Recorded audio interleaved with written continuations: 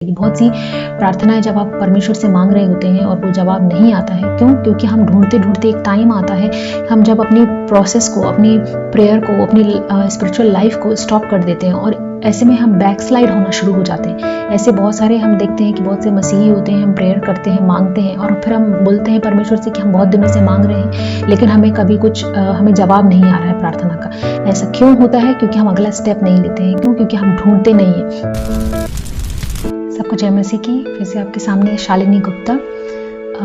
जैसे हमने last video में डिस्कस किया था, लास्ट सीरीज में हमने डिस्कस किया था कि कैसे परमेश्वर के सामने हमें कैसे मांगना है, कैसे कोई बात को खोजना है और कैसे खटखटाना है।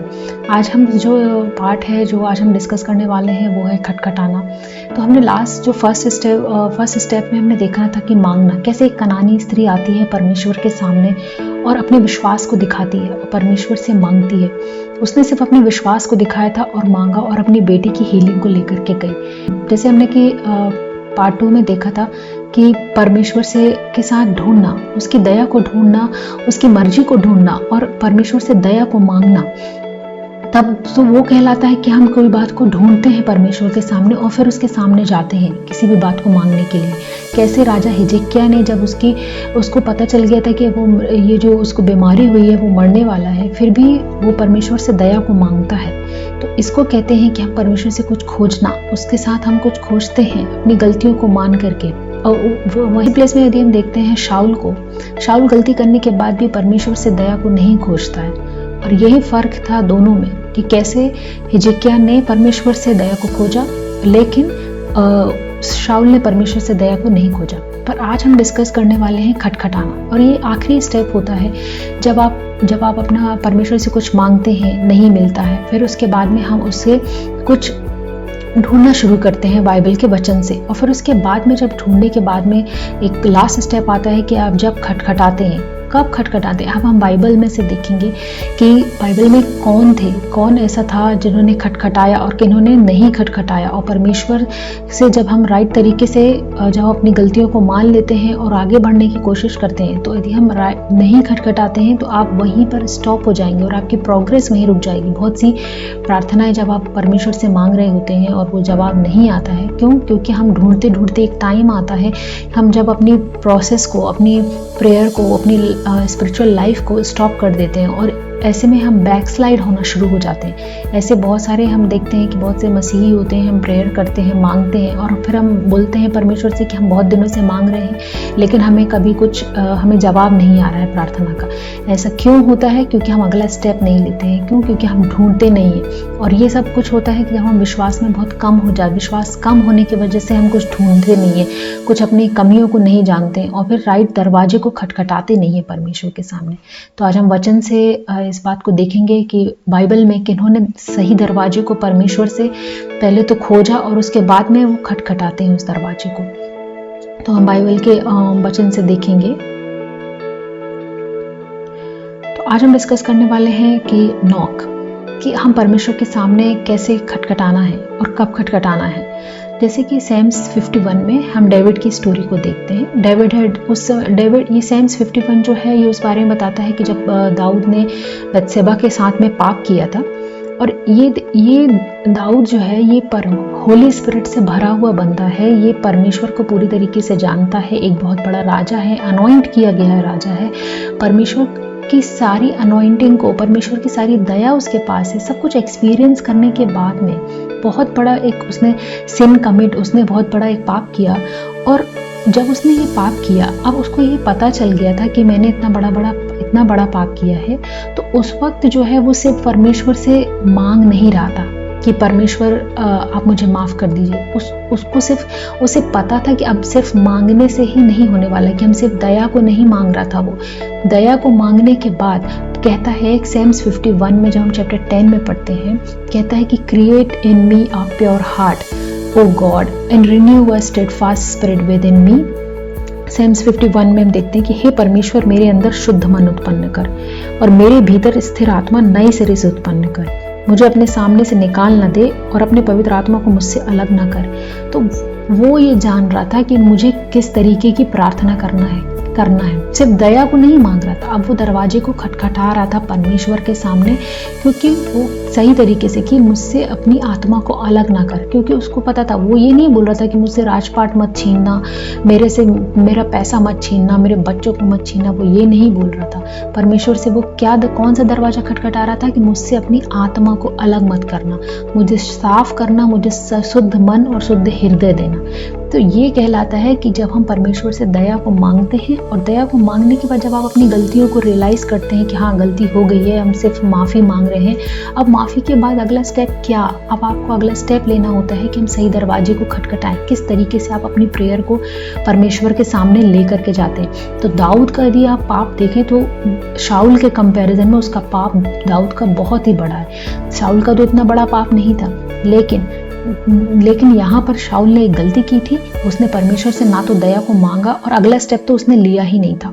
क्यों? ये होता है जब हम विश्वास में बहुत थोड़े कमज़ोर होते हैं, तो उस वक्त हमसे या तो हम ढूंढना भी नहीं चाहते हैं, और अगला स्टेप खटखटाना भी नहीं चाहते हैं। तो जब हम ढूंढते हैं, हमको बाइबल में से, वचन में से कुछ मिलता है कि हाँ हमारी गलती ये है। अब गलती को मानने के बाद हम परमेश्वर से दया मांगते हैं। अब हमें अनुग्रह की भी ज़रूरत होती है। दाऊद जो है वो परमेश्वर से अनुग्रह मांगता है, उसकी दया को मांगता है, और उसके बाद में सही तरीके से प्रार्थना करता है, सही तरीके से रिपेंटेंस करता है, और बोलता है कि अपनी आत्मा को मुझसे अलग मत करना। तो ये कहलाता है कि आप एक सही दरवाजे को खटखटा रहे हैं। अब यदि हम यहाँ पर देखें कि 2 किंग चैप्टर 20 में ये वही हिजकिय्याह है जो हमने लास्ट टाइम में हमने पढ़ा था कि हिजकिय्याह के बारे में। ये हिजकिय्याह जब उस समय, ये चैप्टर 20 है। यदि आप लोग चैप्टर 20 हम देखें बाइबल में से 2 किंग में, तो चैप्टर 20 में ही हिजकिय्याह बीमार हुआ था, और वो इतना बीमार हुआ था कि यशायाह नबी को आकर के ये कहना पड़ा था कि तुम्हें जो बीमारी हुई है तुम्हें मृत्यु को लेके जाएगी। उस वक्त हिजकिय्याह ने परमेश्वर की दया को मांगा था, उसकी दया को खोजा था। उसने सेकेंड स्टेप भी लिया था, सिर्फ मांग नहीं रहा था, दया को खोजा, और अपनी आयु को परमेश्वर ने देखो उसकी आयु को और भी अधिक बढ़ा दिया था। लेकिन ये वही हिजकिय्याह है जब चैप्टर 2 हम 2 किंग में चैप्टर 20 में पढ़ते हैं, बेबीलोन से कुछ लोग आते हैं। इससे 2 किंग में जहाँ पढ़ते हैं तो बेबीलोन से कुछ लोग आते हैं उस समय, क्योंकि राजा हिजकिय्याह जो है उसकी रोगी होने की चर्चा सुनकर के बेबीलोन से कुछ एम्बेसडर, कुछ दूत आते हैं।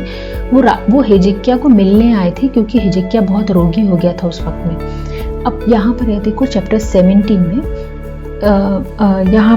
उस समय जब वो लोग आते हैं तो राजा हिजकिय्याह क्या करता है, उसने परमेश्वर की बड़ाई नहीं की थी। उस समय यदि हम पूरा चैप्टर को पढ़ेंगे तो हम देखते हैं कि जब वो लोग आए हैं, बेबीलोन के राजा को ये जब खबर मिलती है कि राजा हिजकिय्याह बहुत बीमार हो गया था, वो अपने दूतों को भेजता है।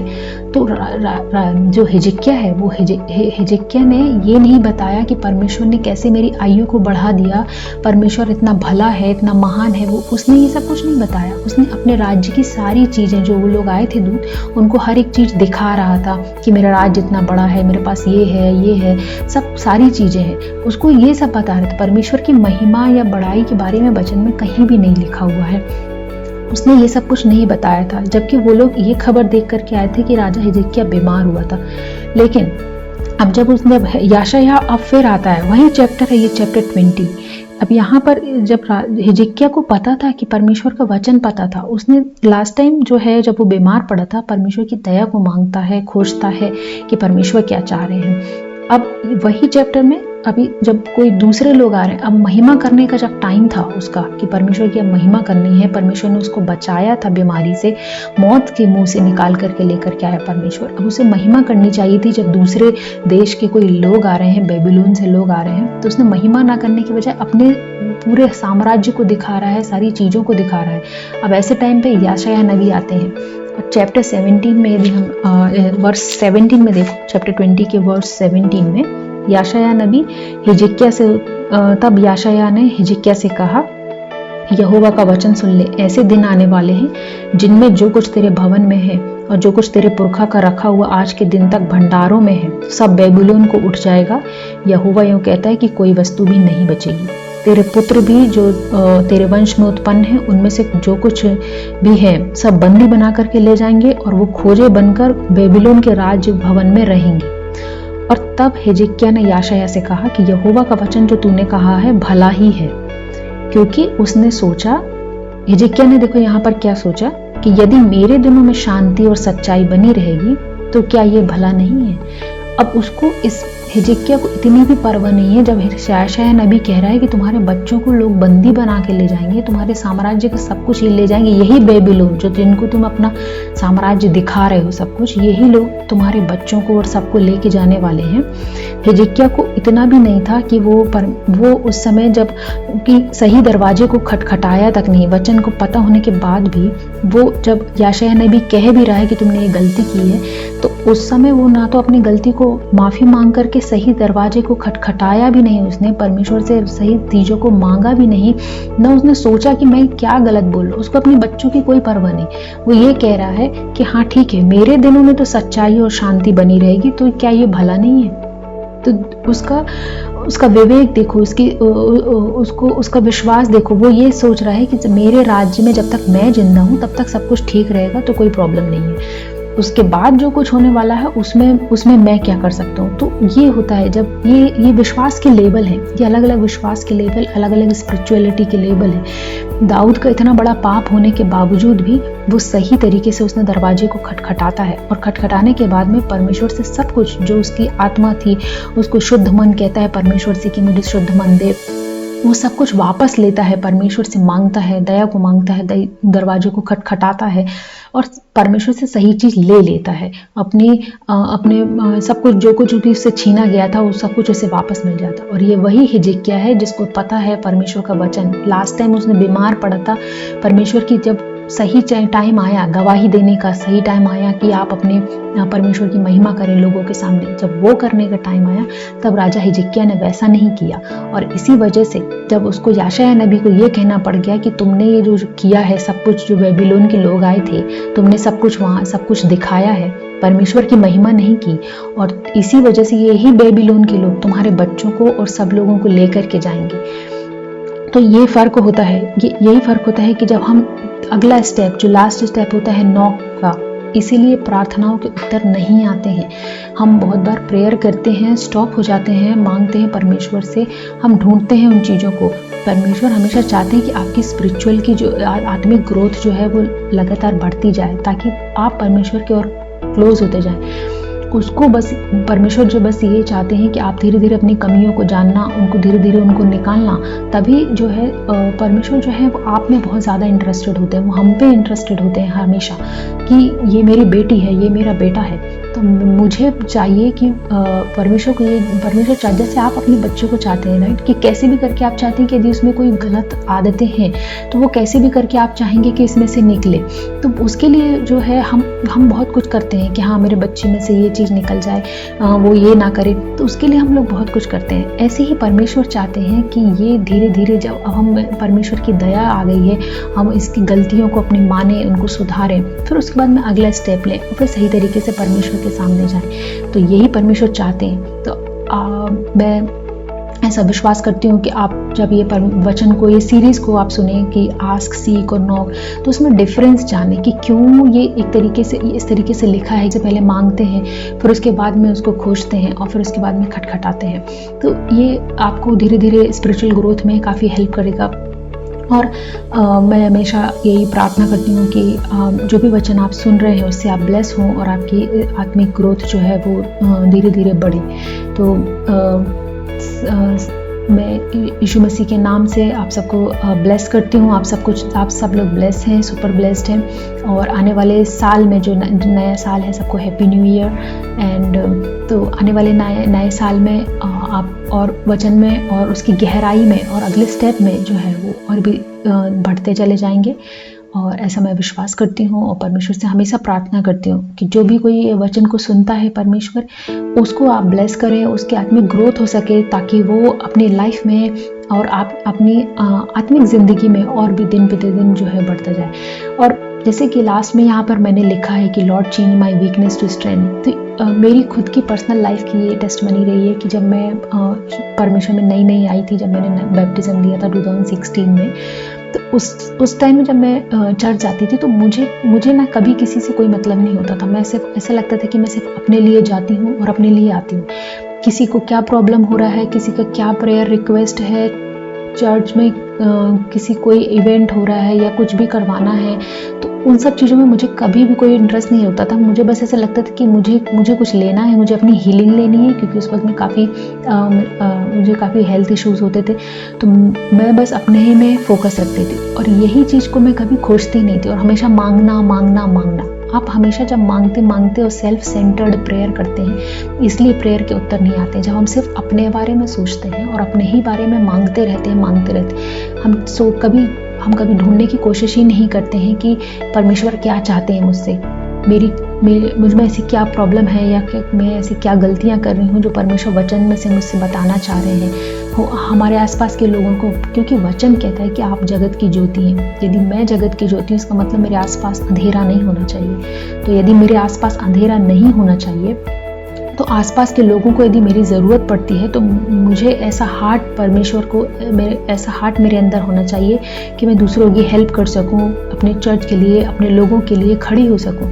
तो इसीलिए जब एजेकिएल 36:26 में हम पढ़ते हैं यहेजकेल में कि लिखा है कि I will give you a new heart and put a new spirit in you and I will remove you your heart of stone and give you a heart of flash, कि मैं तुम्हारे पत्थर का हृदय निकाल करके। तो यही बहुत बड़ी कमी थी मेरे लाइफ में, मेरी पर्सनल लाइफ में, कि मेरे अंदर एक परमेश्वर ने और पवित्र आत्मा की अगुवाई से जब मुझे पता चला कि सिर्फ अपने लिए ही नहीं मांगना है, हमें खोजना है और परमेश्वर की मर्जी को जानना है और अपने आसपास के लोगों को, बहुत सारे लोगों को प्रेयर की और बहुत सारे लोगों को बहुत सी आवश्यकताएं होती हैं, नीड होती है। और हमारे सिर्फ अपने लिए सेल्फ सेंटर जब तक हम प्रेयर करते हैं तो आपके प्रेयर हो सकता है कि कभी कभार आ भी जाए, लेकिन हमेशा जो है वो नहीं चलता है। तो ये वचन से मैं यही समझाना चाह रही थी। मैं अपनी पर्सनल लाइफ से भी हमेशा यही शेयर करती हूँ कि हर वचन के साथ में कि